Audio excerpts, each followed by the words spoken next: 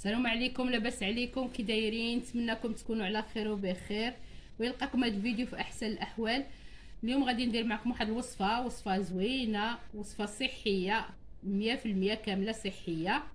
في هاد البرد كتصلح البرد مزيان، وصراحه كما كنقولوا ضربه بعطله غزاله، ما كتمشي ما كتجي مع البرد. المهم كندير الثوم كما شفتوا، هي عندي ثوم بلديه، رويصات غير صغارين، ها هما ماشي كبارين بزاف.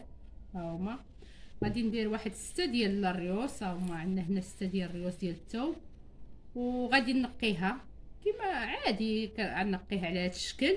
كما هادي راني نقيته وغسلته، غادي نقيها وغادي نغسلها كامله، وغادي نشفها بشي حاجه هكا، غنشفها. المهم غنشفها بابي كويزين ولا شي حاجه غتنشف، المهم مزيان من الماء.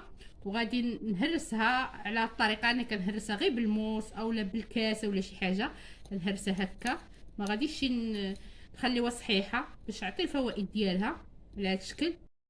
وغادي نهرسها على هذا الشكل هكا باش تعطينا الفوائد ديالها. كما تهرست هكا كتعطي الفوائد ديالها احسن ما نقطعوها طريفات اولا نرميوها صحيحه في الزيت. دابا انا غادي نقي هذه كامله، نقي الثوم اللي عندي كامله، وغادي ها هي نقيها وغادي نغسلها مزيان، وغادي نقطعها على هذا الشكل. وغادي نرجع معكم بعد ما نقطعها كامله، نقيها ونغسلها ونمسحها ونقطعها، ونجيو باش نوريكم كيفاش غادي نديروها بالزيت. بعد ما نقيتها كامله على هذا الشكل، ها هي كنقيها كامله، ها هي كنقيوها، ها هي كلها كنهرسها بحال هذا الشكل كتهرس باش كتطلق الفوائد ديالها. راه كامله نقيتها وغسلتها ومسحتها. ودابا غادي نجيب هاد القرعه او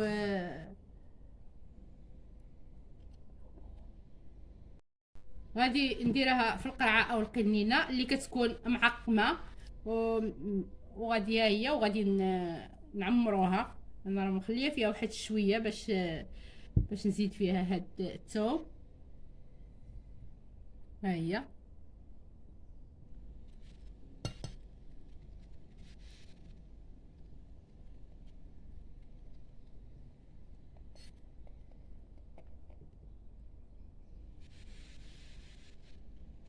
صافي هكا كنعمروها وكنسدوها مزيان وكنخليوها. فيما كنشوفوا الوليداتنا كحبوا اولا حنا بيدنا كبارين الا جاتنا الكحبه او السعال كناخذوها. وحتى ديك الزكام حتى هي ما كتمشي معاه، ما كتجي غزاله. تاخذها واحد في الساعه ديال النعاس، وفي الساعه ملي نبغيو نعسو، وفي الصباح ملي نفيقوا واحد 2 مرات في النهار كناخذوها، ولا حتى 3 المرات كناخذوها. هي زوينه بزاف، راه غزاله حتى الموالين لا طونسيون اللي كيطيح اللي كيطلع لهم الطونسيون راه مزيان يستعملوها.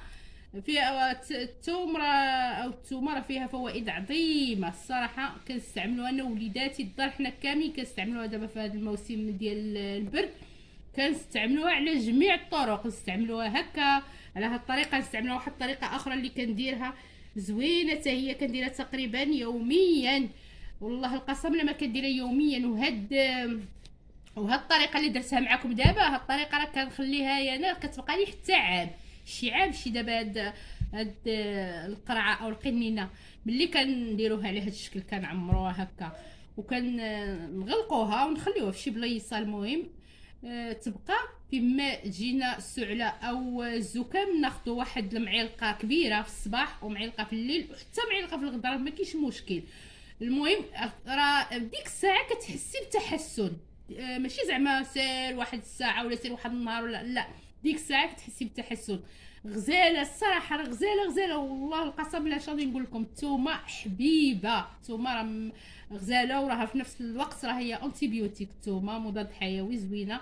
المهم كما قلت لكم متعدده الاستعمالات. غادي نوريكم واحد طريقه اخرى اللي كنديرها تقريبا حتى هي يوميا الطونسيون، وكتمشي العروق كامله كتمشي.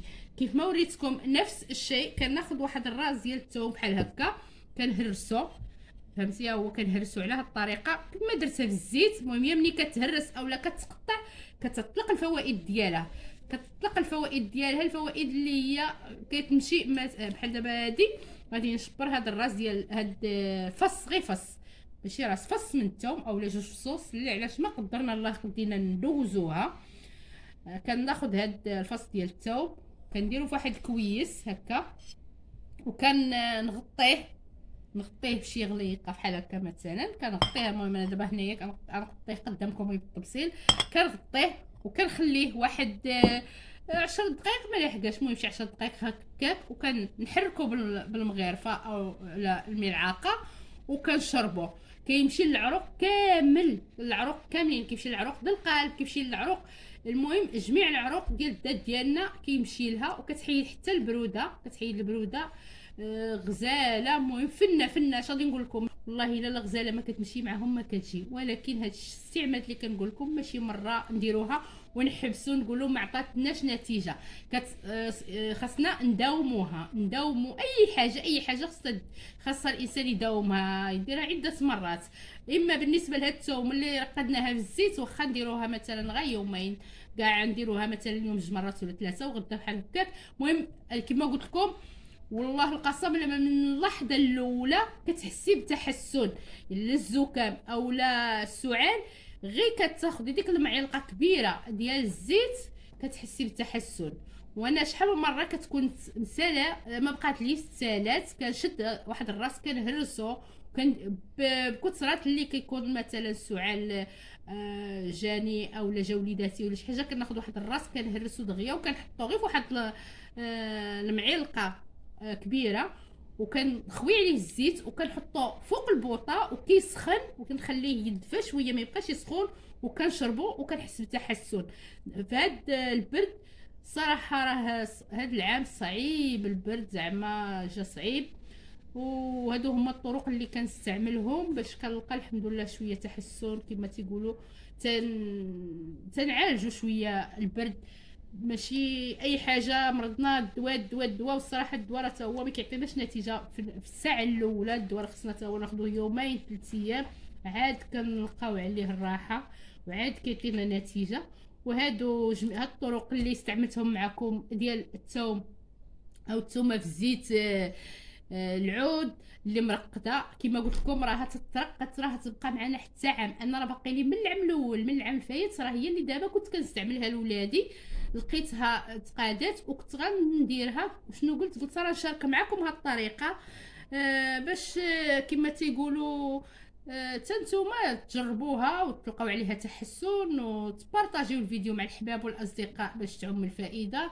وخليوا لي لايك ديالكم، الله يجازيكم بالخير، وخليوا لي كومونتيرات. وشكرا لكم بزاف الى اللي تبع الفيديو من الاول حتى الاخر. واللي ما مشتركش في القناه ديالي يشترك، راه فضلا وليس امرا. والله يجعل ربي يسهل عليكم ويفتح عليكم باب الرزق. وراه لا درتو شي حاجه راه رحمه لوالديكم، وهاد النصائح اللي كنعطيهم لكم حتى هما راهم رحمه لوالديا. وشكرا لكم بزاف، وبسلامه عليكم حتى الفيديو قادم ان شاء الله.